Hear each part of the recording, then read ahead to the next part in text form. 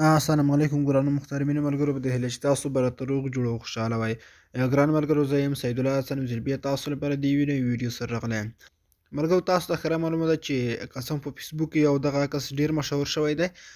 دغه واورین انځور ورسره خوا کې دغه مرغاو خولۍ ښکاري.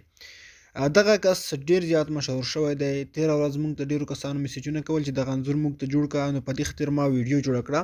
خو موږ اصل کې د ستر حقیقت څخه خبر نه یو. دغه اپلیکیشن چې کوم جوړ شوی دی د عیسویانو د نوي کال په خاطر جوړ شوی دی. نو دغه عکس انځور چې کوم دی دغه د عیسویانو د نوي اختر په اړه دی. نو دغه ویډیو چې ما جوړه کړه نو په دې خاطر موږ د ستر حقیقت څخه خبر نه وو چې دغه انځور جوړول هم د عیسویانو سره مشابهت او ګناه لري. نو دغه کوم انځور ورسره خوا کې کوم مرغه چې ښکاري دغه د عیسویانو د مشر یا د دوی پاپ چې ورته وایي دغه یو ځانګړی ملګری دی او یا د هغوی د مذهب یوه نښه ښکاري. نو که څه هم اول خو دغه انځور د جوړولو څخه بیخي ډډه وکړئ، مه یې جوړوئ. که بیا هم تاسو چېرته غواړئ دغه انځور جوړ کړئ نو تاسو ته طریقه درښیم چې دې څخه څنګه موږ دغه مرغه لرې کولی شو. نو په دې خاطر تاسو به راشئ خپل موبایل کې سناپ سیډ اپلیکیشن به راخلاص کړئ. دغه اپلیکیشن لینک به هم تاسو ته ډسکرپشن کې اچولی، تاسو ته ښکاري دلته لاندې سناپ سیډ. نو دغه اپلیکیشن به راخلاص کړئ. کله مو چې دغه اپلیکیشن راخلاص کړئ دلته به تاسو همغه انځور ورته راواخلئ. زه همغه انځور ورته رااخلمه. نو کله مو چې هغه انځور راواخیست، مثال په ډول دغه عکس ما راواخیست. کله مو چې دغه عکس راواخیست دلته به تاسو به ټولز باندې کلیک وکړئ او دلته تاسو ته یو آپشن راځي هیلینګ، دې خوا ته هیلینګ باندې به کلیک وکړئ. هیلینګ باندې مو چې کله کلیک وکړئ دا به تاسو مخکې رازون کړئ او دې څخه به اوس دغه مرغه او د خولۍ لرې کړئ. ګورئ زه اوس دغه ترې لرې کومه. نو په دې خاطر به تاسو دغه مرغه او دغه خولۍ ترې کټ کړئ. ګورئ زه دغه اوس لرې کومه. تاسو به کوشش وکړئ تر څو دغه ایډیټ کړئ. نو زه دغه ایډیټ کوم ستاسو په وړاندې چې څنګه دغه مرغه او خولۍ زه ترې کټ کومه. تاسو به دغه ترې لرې کړئ.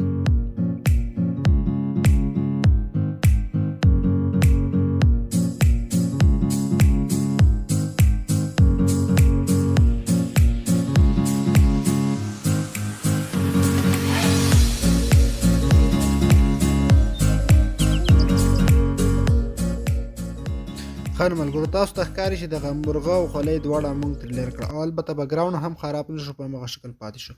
د دې پر ځای دلته تاسو ورسره د خپلې خوښې بل عکس واچوئ، خپل بل سټیکر اچوئ، هر څه چې اډ کوئ هغه اډ کړئ. لاندې کومه لوګو چې راځي دا هم ترې لرې کړئ چې بیخي دغه عکس د ځای څخه ورک شي. عکس صفا جوړ شو نو په دغه خاطر تاسو دغه عکس بیرته ایډیټ کولی شئ او دغه مرغه او د خولۍ ترې لرې کولی شئ او تاسو ته صفا عکس پاتې کېږي. که څه هم تاسو کوم انځورونه جوړ کړئ او یا په دغه شان ایډیټ کوئ هم بیرته یې ختم کړئ، ډیلیټ یې کړئ. نو اوس راځو تاسو ته د دغه ویډیو په اخره کې اوس تاسو دغه مولوي صاحب او د ذکر نایک خبرې واورئ چې هغوی په د کرسمس په اړه څه ویلي دي. السلام علیکم ورحمت الله وبرکاته. ملګرو له تاسو ټولو هیله کوم چې څومره ستاسو وس وي دا پیغام د ثواب په نیت باندې مخته شیر کړئ چې دا غږ تر ټولو مسلمانانو پورې ورسیږي او مسلمانان له دې کار څخه په کلکه باندې ډډه وکړي. ډېر ناخبره ځوانان چې په دې اړه هېڅ معلومات نه لري. یو نوی اپلیکیشن راغلی ده چې زموږ ډېر مسلمانان وروڼه په دې اپلیکیشن کې خپل تصویرونه ډیزاین کوي خو د دې اپلیکیشن په اړه باندې هېڅ معلومات نه لري. دا اپلیکیشن عیسویانو جوړ کړی ده د کرسمس په خوشحالي کې او د راروان نوي کال عیسوي کال په خوشحالي کې جوړ کړی ده چې دوی خپل د پروفایل تصویرونه په دې کې ډیزاین کوي او په دې ډیزاین شوي تصویر کې چې کوم مرغه تاسو ته ښکاري دا د سینټا کلاس د دوی چې کوم د کرسمس بابا ده د هغه یو خاص نږدې ملګری دوی بولي دا مرغه. نو له تاسو ټولو مسلمانانو هیله کومه چې له دې کار څخه په کلکه باندې ډډه وکړئ. که څومره ملګرو تصویرونه جوړ کړي وي په غلطي باندې ناخبره او هېڅ خبره نه ده هغه هم ختم کړئ. په آینده کې په دې اپلیکیشن کې تصویرونه مه جوړوئ. د کرسمس معنا څه ده؟ د کرسمس معنا دا ده چې عیسویان وایي چې توبه نعوذ بالله توبه نعوذ بالله. په دې ورځ باندې الله تعالی جل جلاله عیسی علیه السلام زیږولی ده.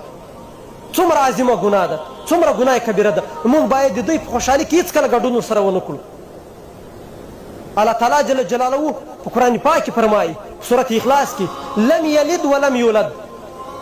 نه هغه څوک زیږولی ده او نه هغه له چا زیږول سوی ده. دا الله تعالی جل جلاله په قرآن کریم کې فرمایي او په دې باندې زموږ او ستاسو ایمان ده او نور به موږ او تاسو له ډاکټر ذاکر نایک څخه وارو. اللہ تعالیٰ فرماتے وَقَالُوا اتَّخَذَ الرَّحْمَنُ وَلَدًا. وہ لوگ کہتے ہیں کہ اللہ سبحانہ و تعالیٰ نے بیٹا جنا. لقد جئتم شيئا ادا. ان نے اللہ سبحانہ و تعالیٰ کو سب سے بڑی گالی دی. اللہ تعالیٰ قرآن مجید میں فرماتے ہیں اگر کوئی بھی کہتا ہے کہ اللہ سبحانہ و تعالیٰ نے بیٹا جنا, ان نے اللہ سبحانہ و تعالیٰ کو سب سے بڑی گالی دی. اور اللہ فرماتے وقالوا اتخذ الرحمن ولدا لقد جئتم شيئا ادا تكاد السماوات يتفطرن منه. اگر آسمان کو احساس ہوتا تو آسمان پھٹ اٹھتا. وتنشق الارض, یہ زمین کھل پڑتی. وتخر الجبال هدا, اور یہ پہاڑ ٹکڑے ٹکڑے ہو کے گر جاتا. اللہ تعالیٰ فرماتے ہیں اگر اس آسمان کو ذرا بھی احساس ہوتا, ذرا بھی فیلنگ ہوتے, ذرا بھی سمجھ ہوتی, اگر کوئی کہتا کہ اللہ نے بیٹا جنا, یہ آسمان پھٹ اٹھتا, یہ زمین کھل پڑتی, یہ پہاڑ ٹکڑے ٹکڑے ہو کے گر پڑتا. لیکن ہم مسلمانوں کو کوئی فرق نہیں ہوا.